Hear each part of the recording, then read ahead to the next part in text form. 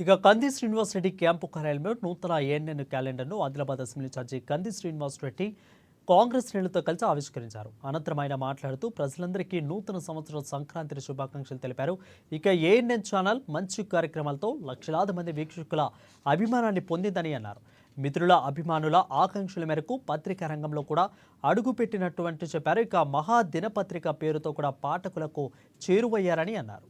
ఈ కార్యక్రమంలో Adilabad ANN regional coordinator Satyanarayana, municipal vice chairman Zaheer Ramzani, కౌన్సిలర్లు ఆవుల వెంకన్న, జాఫర్ అహ్మద్, అదేవిధంగా నాయకులు బూర్ల శంకరయ్య, కిజార్ పాషా, ఎంఏ కయ్యూం, దాసరి ఆసన్న, మొహమ్మద్ రఫీక్, దీపక్ రావు, ప్రకాష్, ఎల్మారామరెడ్డి, అశోక్, విఠల్ రెడ్డి, అదేవిధంగా భీమనవేణి రవి, రాములు, అదేవిధంగా మానేశంకర్, షాకత్ అలీ, మహమ్మద్ ఆయస్ తదితరులు పాల్గొన్నారు.